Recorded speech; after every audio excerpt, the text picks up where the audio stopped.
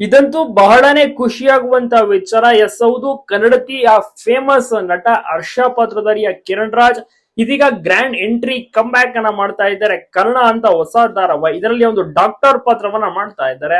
ನಿಜಕ್ಕೂ ಒಂದು ದೊಡ್ಡ ಗುಡ್ ನ್ಯೂಸ್ ಇದು. ಯಾಕೆಂದ್ರೆ ಇವರಿಗೆ ಫ್ಯಾನ್ ಫಾಲೋವಿಂಗ್ ಕ್ರೇಜ್ ಅಂತ ಬಂದ್ರೆ ನೆಕ್ಸ್ಟ್ ಲೆವೆಲ್. ತುಂಬಾ ಅಂದ್ರೆ ತುಂಬಾ ಜನ ಇವರನ್ನ ಫಾಲೋ ಮಾಡ್ತಾರೆ. ಸಿನಿಮಾಗಳಿಗೂ ಕೂಡ ಸಕ್ರಿಯರಾಗಿದ್ದಾರೆ, ನಡೆಸಿದ್ದಾರೆ. ಜೊತೆಗೆ ಕಿರುತೆರೆಗೂ ಕೂಡ ಕಮ್ ಬ್ಯಾಕ್ ಮಾಡಿದ್ದಾರೆ. ಅದೊಂದು ಗುಡ್ ನ್ಯೂಸ್ ಮತ್ತೆ ಒಳ್ಳೆ ವಿಚಾರಕ್ಕೆ. ಅಂದ್ರೆ ಕಿರುತೆರೆಯಲ್ಲೂ ಕೂಡ ಇವರಿಗೆ ಜಾಸ್ತಿ ಫ್ಯಾನ್ ಫಾಲೋವಿಂಗ್ ಕ್ರೇಜ್ ಇಲ್ಲಿಂದಾನೇ ಎಲ್ಲ ಸ್ಟಾರ್ಟ್ ಆಗಿದೆ. ಸೊ ಈಗಾಗಲೇ ಒಂದು ಸಿನಿಮಾ 4-5 ಸಿನಿಮಾಗಳಲ್ಲೂ ಕೂಡ ನಡೆಸಿದ್ದಾರೆ. ಸಿನಿಮಾ ಜೊತೆಗೆ ಕಿರುತೆರೆ ಎರಡನ್ನೂ ಕೂಡ ಈಗ ಬ್ಯಾಲೆನ್ಸ್ ಮಾಡಕ್ಕೆ ತಯಾರಾಗಿದ್ದಾರೆ. ಕರ್ಣ ಅಂತ ಹೊಸ ಡಿಫ್ರೆಂಟ್ ಆಗಿರುವಂತಹ ಟೈಟಲ್ ಇರುವಂತಹ ಧಾರಾವಾಹಿಯಲ್ಲಿ ಅಭಿನಯ ಮಾಡಕ್ಕೆ ತಯಾರಾಗಿದ್ದಾರೆ. ಈಗಾಗಲೇ ಪ್ರೋಮೋ ಕೂಡ ರಿಲೀಸ್ ಆಗಿದ್ದು ಸೂಪರ್ ಡೂಪರ್ ಹಿಟ್ ಆಗಿದೆ, ಎಲ್ಲಾ ಕಡೆ ಫೇಮಸ್ ಆಗಿದೆ. ಕಿರಣ್ ರಾಜ್ ಅವರು ಬರ್ತಿದ್ದಾರೆ ಅಂತ ಪ್ರೋಮೋದಲ್ಲಿ ನೋಡಿದ ತಕ್ಷಣ ಫ್ಯಾನ್ಸ್ ಎಲ್ಲರೂ ಕೂಡ ಸೀರಿಯಲ್ ನೋಡಕ್ಕೆ ಕಾಯ್ತಾ ಇದ್ದಾರೆ.